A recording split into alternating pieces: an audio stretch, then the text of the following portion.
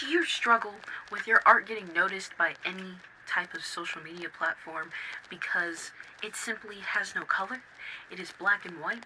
It is not ascending to godhood? Then is this video for you? Because we're going to be talking about 5 different coloring styles. The ones I've noticed are the most popular in the art community. Fake it till you make it through color. So without further ado, let's get into it. These days, it's a struggle to color digitally without being fed the same 5 tips over and over and over again. Maybe you genuinely just need to experience something or actually see a style that you want to try to go for. So today's video is strictly going to be about the 5 coloring styles. We have basic style, soft style, dead style, my style, and realism. All of these are going to depend on your workflow and your actual tastes and skill level. What you know about color theory can play a huge role in your style, and honestly, coloring styles are insanely complex for every single artist because it's quite literally the vibe that you want to capture. In all honesty, it's going to take a little bit of playing around. And that's all that I'm doing in this video today. Most of these styles I don't routinely use, and there's a lot of different ways that you can go about coloring itself on a technical level and depending on what software you use, so definitely keep that in mind while you're watching. We're not going to be talking about artist default for style, so that means like line work, you're this, you're that, you know, because that's for an entire different video that I'm honestly not trying to make right now. Just too much. We are going to go into an example where I talk about exactly what we're going to be tackling.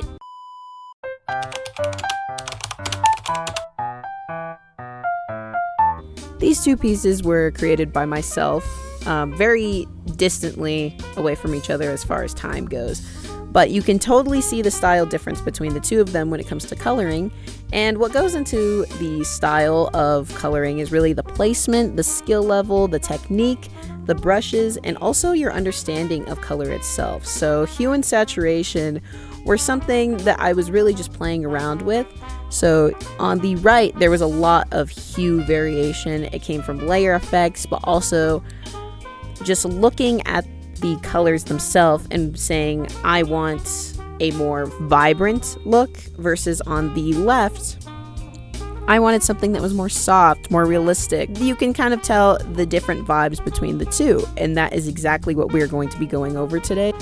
Now that we have done that example, I hope you guys understand exactly how we're going to be really evaluating these. Also, all of these styles, the 5, are going to be done in order from easiest to hardest, so please keep that in mind. And also, I will be having all the reference photos that I used for these different styles in my Pinterest, and I'll put a little link below to the board so that you guys can see it.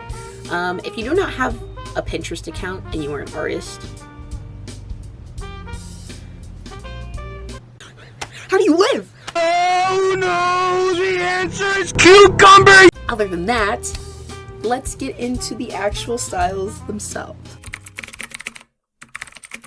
Yes, so we're starting off with the basic coloring style. We're starting off with some simple shapes here, and essentially you want to keep the shapes as basic as possible.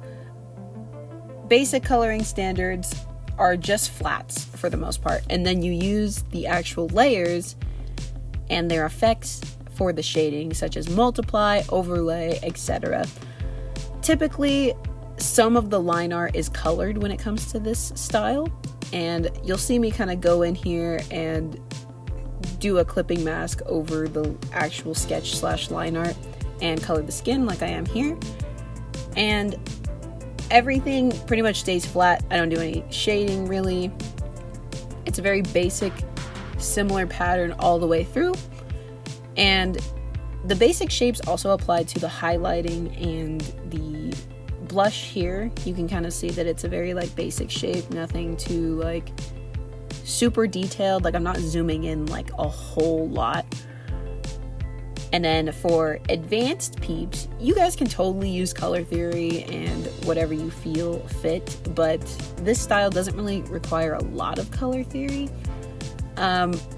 Also, another thing to note about the colors is that they're usually very, very saturated. However, some adaptations of most anime, because they also use this style, can be very desaturated. So take that with a grain of salt as you will, and enjoy the rest of the speed paint.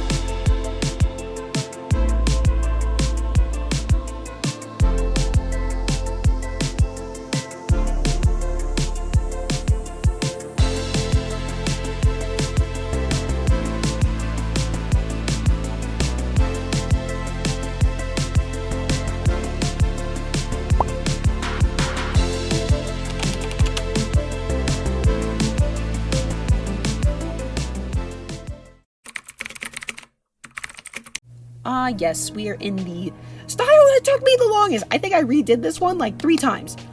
I was so upset. Anywho's, this style basically requires you to blend so much. But as you can see at the beginning, I'm laying down the skin color, outlining it with like a brown, but still blending that outline, and then just blushing the eyes and the lips.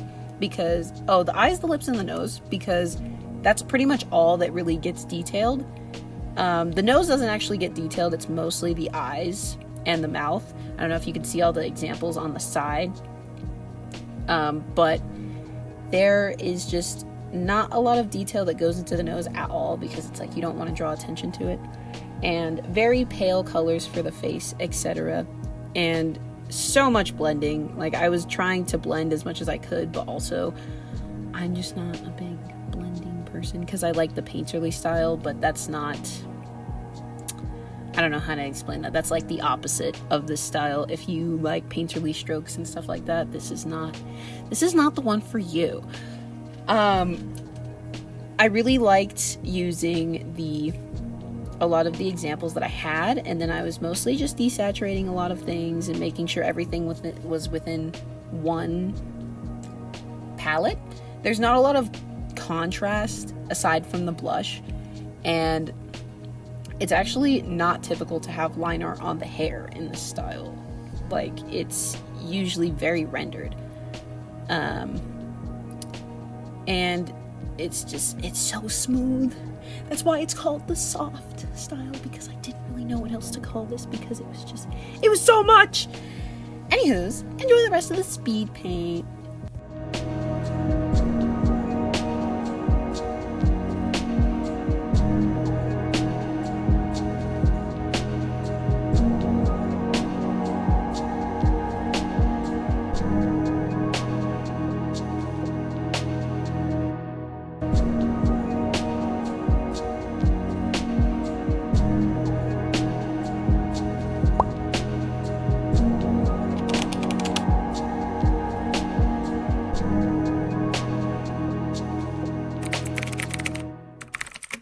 Alright, this is our, I don't know how to explain it, dead style standards. Basically, you're doing the opposite of what you're supposed to do, which is just desaturating the flat colors that you already have down. It creates kind of an uneasy presence, and it's for those who really like a more cohesive dark palette, or just a more pastel looking palette, but it can end up being very monochrome, so if you don't like that, I wouldn't suggest this style for you. A lot of the artists who use this style of coloring, they use more jagged painterly strokes. It just differs with the brush. So I noticed that they go like usually the same direction with it and use it in mostly the same areas, but it's always the brush that differs. This style can also be achieved just by putting a multiply layer over a black and white render that you've already done.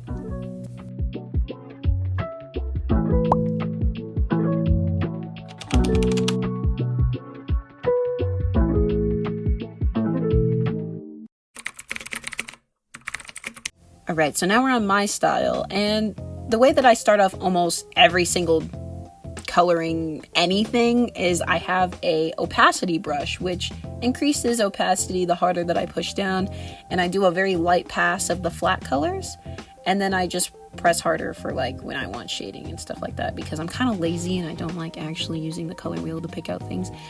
Anywho's, I like doing this thing where I have a jagged edge and a smooth edge. So one area of an edge will be completely blended out, and then the other one I want to see the strokes because I like more painterly looks. I use cool tones as shadows for the most part, but like I said, I also mostly just use the opacity brush as my lights and my darks, etc. So using warm as highlights and cool tones as shadows is like a huge controversy in the art community right now, because you can kind of get away with like so much, and it doesn't really matter. It actually depends on the ambience of your light. For the most part, everything that I do is very plain and then just has pops of color, and then I render on top of my sketch. So once I lay down the flats and everything else underneath the sketch, then I go on top and I render everything else just to give it more detail, for it to pop, and also so that it looks a little more clean. You'll kind of be able to see by the end of this that it does actually make like a huge difference. And then I end up adding the freckles on top because it gives it more like a skin and like lifelike pop, you know. Playing with opacity is also like a huge risk though, so I there's a couple times where I'm like, maybe don't listen to me, because if you try to change the background to anything besides white, you are going to suffer. But also, I leave my sketch layer underneath everything, and like I said, if it doesn't get fixed in the rendering process, it's not fixed at all.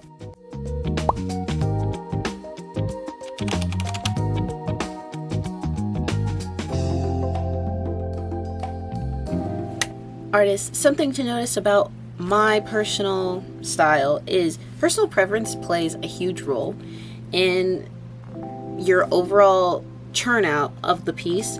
It's more of just how you like your workflow to go, whether you want it to be easy, whether you want every single minute detail to be focused on.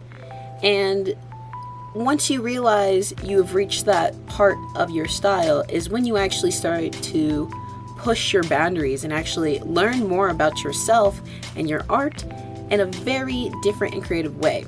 I'm very excited for you all to get to that point, or if you're already at that point, keep pushing ahead no matter how difficult it may seem, because honestly, sometimes it gets worse before it'll get better, and the ugly stage of everybody's coloring process proves that. So, don't say that I'm wrong, because I'm right in that aspect. So, let's get into actual suffering. Looks like we have reached the holy grail of suffering. This is the style that takes the most amount of skill to acquire, because it just takes so much practice and effort and time, etc.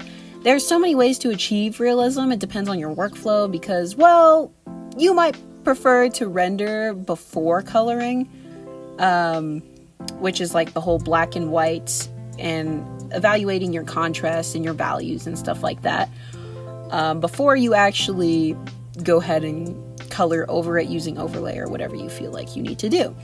It requires a very broad understanding of all things, so how light affects the environment, how that affects the subject, etc. And this is a overall understanding of all the styles put into one, because it uses brushes, technique, color theory, aesthetic, blending, effects, layers, detail, focal point. The list can go on literally for eternity. And the characteristics of the style are, it's almost indistinguishable from real life, unless you choose to make it distinguishable. I had to start this entire painting process over multiple times. It also depends on your style of actually creating characters, which, like I said, I will have to go into that in a completely different video, because girly pop, I don't have time for that, right? This will be a very long video. And you essentially are supposed to be capturing a moment or a mood whenever you use realism, because there's just so much that goes into the actual coloring of a realistic piece. You never would like to be caught dead using straight values like black, white, or full saturation of anything, because in nature that's just not something that happens. I don't care if you're looking at a picture, it's just not accurate. So, moral of the story, count your days. Just count your days when you try and attempt this style, okay? Like, it takes forever, and if you're a person who really likes to sit and take your time on art pieces, this is for you. This style, everybody will probably try it once in their life, you know, or another. Also, at this point of the painting, I really thought this looked like a Junji Ito character. I just wanted to bring that up real quick. But anywho's, I might come back later, but enjoy the rest of the speed paint. Oh, also, if you can see here, I'm using like a reference that I, like, for painting realistic eyes that I actually made. It's a tutorial that I have on my Patreon, so if you would like to go check it out, you are totally allowed to. I don't remember if I have it as like a paywall thing or not, but go check out my Patreon just for funsies. I love you guys, and this is our last one, so I will see you probably at the end of the video.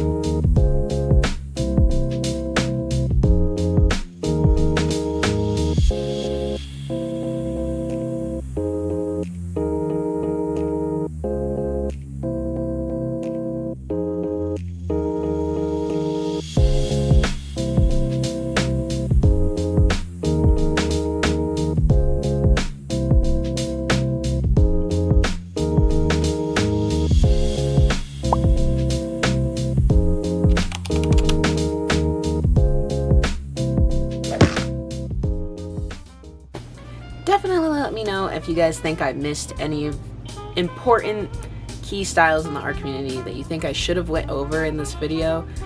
I think I got a broad, overall, general touch on the most important ones. But if you guys want me to make a part 2 to this video, definitely feel free to comment. Always comment. Let me know how I'm doing, etc. And in the next video, we're actually going to be tackling traditional coloring styles because there is a difference. Your traditional skills do not transfer to digital art, and oh boy, I wish they did, but unfortunately that's not the way that the cookie crumbles, and I'm like, it just makes me so upset. But in that video, we're going to be going over mediums and how they affect your style, etc. So I thank you guys so much for your guys' support, and everything that I have planned for this channel is like so much bigger than you can imagine. So I hope you guys come along with me in the little journey that we have going on here. And don't forget to, I don't know, like, subscribe, do the typical YouTube things.